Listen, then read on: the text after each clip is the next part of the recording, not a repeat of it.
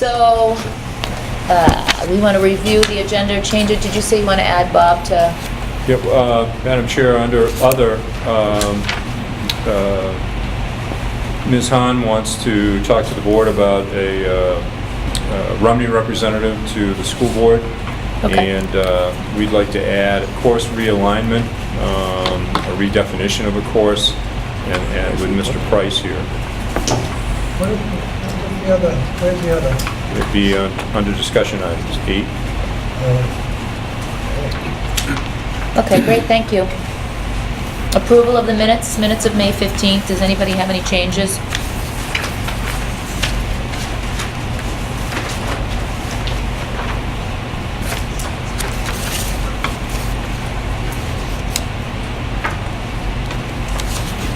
We want to make a motion to move the minutes?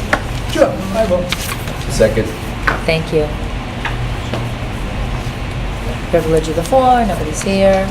Student report, we don't have a student today, okay. He graduated. No. No, Ben's a... Oh, yeah, that's studying right, for that's his right. I'm thinking of Yeah. Parsons, yeah. Ben was a... Junior. Yeah, he was an usher. Okay. So he was at graduation, but he didn't graduate. And superintendent's report. Most of my information is under discussion items, but in terms of a legislative update, both the School Boards Association and the Administrators Association are following those bills that have been sent off to study, and also there's a period where the legislature will be called back if there are any gubernatorial vetoes. And so we'll keep you apprised of that situation. As they say, it ain't over till it's over, so. Okay, thank you. Principal's report? Well, just winding down here, we had very successful senior class awards at the Plymouth University Silver Arts. Compliments to Plymouth University and their staff. We also, for the first time, and I think there were a couple of board members there, we did the concert because of the construction piece here at the high school. There was close to 600 people in the Silver Arts Hall. The sound, the staging was just outstanding. And kudos again to the college for and their staff for putting that on for us. Graduation went on without a hitch.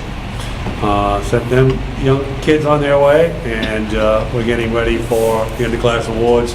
I mean, the underclass awards we did at night in the auditorium. That worked out well too. Took a survey both with the staff and some input from students. They kind of liked the scenario, the piece, because we used to do it during the day. So we'll take a look at that for next year and see what the format will be. Finals for undergrads will start on Tuesday. Last day for the students on regular classes will be Monday. That'll be their last day. And they have 4 days of finals and on their way. So just to clarify, you said Monday's the last day. Monday is the last school day, correct. And that'll be a kind of a finals half-day schedule? or That's will the final, yeah, till 2:20. Okay. And then Tuesday will be the start of the finals. Finals are Tuesday, Wednesday, Thursday, Friday. The makeup is on the Monday, the 18th. Okay. Great, thanks. And then they're on a limited, they're out, I think, at 11:30. 12:50. The buses leave at 12:50. Okay. Great. Okay, great. And so when we have our facilities, policy, budget, program staffing on June 19th with our board meeting. Barbara, do you have an SCC? No, we're not meeting again until September. Okay, September will be the next SCC meeting. Discussion items, building project update? Yes, we have our weekly meeting actually tomorrow because of scheduling. We're close to being on schedule. As Bruce says, we have Plan B in pocket. We had a minor hitch. We had a delay in steel due to we needed to get the drawings and the actual field conditions lined up for the height, so that the steel, as we build the tower, the stair tower. And so I think that's been corrected. I've seen a lot of steel trucks running around in the last couple of days. So that was the hitch last week. And once that tower is put in, then it really begins to all come together. So that was the hitch there. At the same time, the internal work has been going on pretty steadily. So John Healy is still very comfortable with our September start. But like any other project, it's when the subs come and when they don't come. But so far, we're not in bad shape. Financially, we're in great shape. But it's the schedule now is more of a concern than anything. So we'll keep you apprised of how we're doing. That's it under the building project. Okay. Policies, committee work prior to retreat? We were hoping that Sam's committee could meet with Randy and Bob prior to the retreat. So we actually went to the retreat with a draft policy, and you could bang that around. That's the plan. Okay, great. Yep, I'll get up with them in the next week or so. That'd be great. He's completely free for the rest of the year. It's nice someone's watching out for you. Yeah, I always appreciate Russ helping me like that. Thank you very much. And personnel, administrative support staff nominations and That non-public? would be after non-public. Okay, all right. And want to do Bob? Let's do Bob first, and Okay. Kathy will be arriving, and she Right. can talk to you about the Rumney seat. So, Bob? It's really, it's a new course proposal, which is a change in the course. So currently, we run basic woodworking and advanced woodworking. And with the renovation and the shifting of where that class is going to be run, the space limitations are requiring us to really change the curriculum from being a basic woodworking to an introduction to construction technology. It's still going to run in a half-year course, very similar to the way that both of our basic and advanced woodworkings ran, except the difference with a basic woodworking, with our woodworking program, the machinery that was required in a woodworking program was really big industrial types of machinery. And with the space limitations, that is just not possible to run without, because of the space and the number of square footage that those machines take up in a room. The number of students that we could accommodate in that class would really be really small. So it's really a shift to an introduction to construction technology. And the curriculum would be that these students in a half year would go through a process of picture a 4x8 piece of plywood, and they would be building a concept of a house from the floor up. And they would be understanding and learning flooring structures, wiring, plumbing, all based in a little 4x8 structure, so that they're learning the introduction to that skill set. The technology would be more of a hand tool type of thing that you would see on a job site than it would be the big industrial type of woodworking machinery that we have. So this is really looking at, taking that next step as we move forward with the renovation to be able to run this class, just because we could not accommodate the basic woodworking in the facility that we had. Okay. Anyone have any questions? Yes, Ross? Do you foresee us going back to the other courses next year? No, I don't, because again, in the This is a permanent In the problem. renovation, we moved the woodworking class out of that space into a smaller space in the building, and it just doesn't have the square footage to be able to, and the floor underneath it, to be able to hold the industrial machinery that we have with woodwork. Phil? So is this part of the tech program, or is it? It wouldn't be under the vocational program, but it certainly, it has all the elements of STEM. Take it. And so we'll keep it under the regular program, as was woodworking. It falls under the technology department, Yeah. absolutely. I think it's a broader course for kids. You're dealing with the same kids, with the same interests, but it's a broader course, and I think fundamentally a sounder course as we move forward in society. They'll go out with a lot more skills, too. Will it still be more of a hands-on? Yes. Yeah, oh, absolutely. All hands on. You just won't see lumber coming in and out of the school. And quite frankly, from a liability standpoint, this is a lot safer. Maureen? Yeah, what will we be doing with the machinery that we've been using? We have a... Well, we follow your policy of getting rid of machinery, so you have a pretty sound policy. You look at other schools in the district, and then there's an ad in the paper to see if people are interested in. Much of it is dated, but certainly we'll follow your policy. Any other questions? Okay.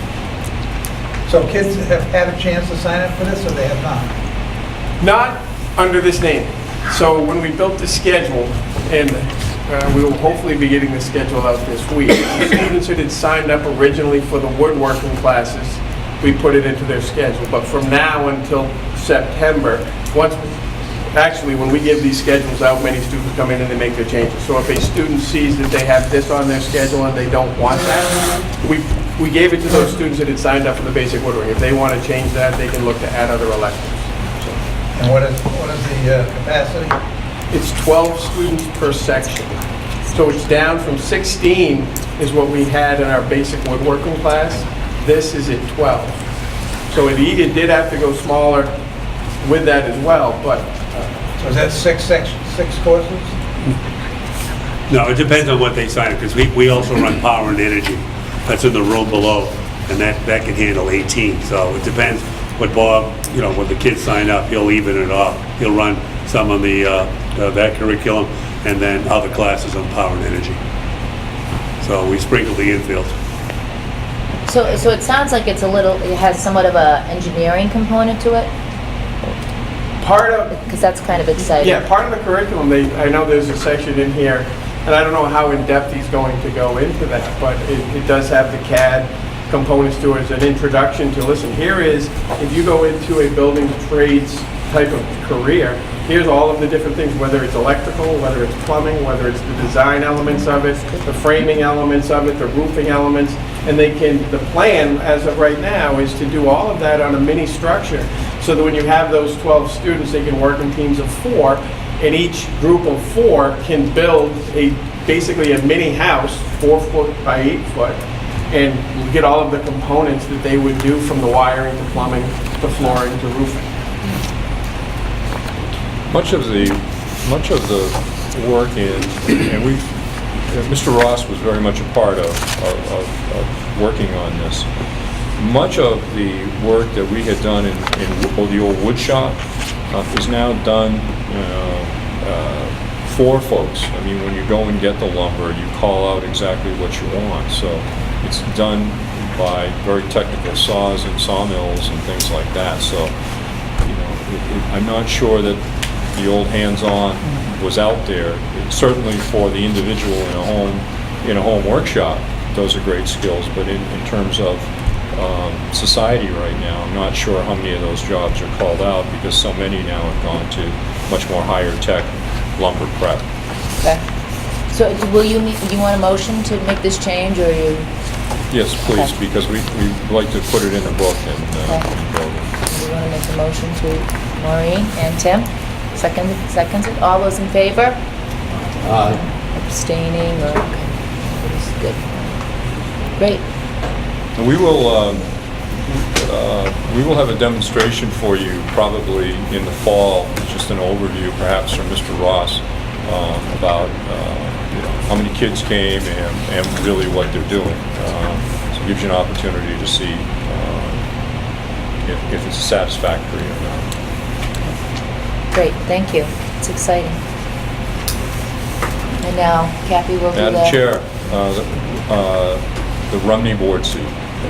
All right, I have had Maureen O'Hara offer to fill the Rumney Board seat. She's been a resident of Rumney for several years, was the principal at Rumney Elementary School In the early 90s, Maureen was our principal out at Rumney for 3 or 4 years, and then went to Bill Ricamass, where she had a much larger elementary school for 20-something years. So she really, the big part of her career was in Bill Ricamass, and in retirement she's moved back up to Rumney. So she's expressed interest in filling the term until at least the next election. So it'd be a good opportunity to have that Rumney seat filled, and perhaps Maureen will be interested in continuing on. Great. She's the only person that's expressed any interest. There was someone who was willing to step forward if we found no one else. Yeah, there was a board member from Romney who said, you got to be repped. If you can't find anyone, give me a call. And so, and we appreciate that offer, but So you want a motion to approve your appointment? Sure. yes, just to approve Maureen O'Hara as the Romney rep on your board until the March elections. Maureen, okay, Ross, second by Bill. All those in favor? Opposed, abstaining? Great. Thank you. So we need a motion to go into non-public? Yes? Make that Maureen, second by Tim. I'll get you the next one.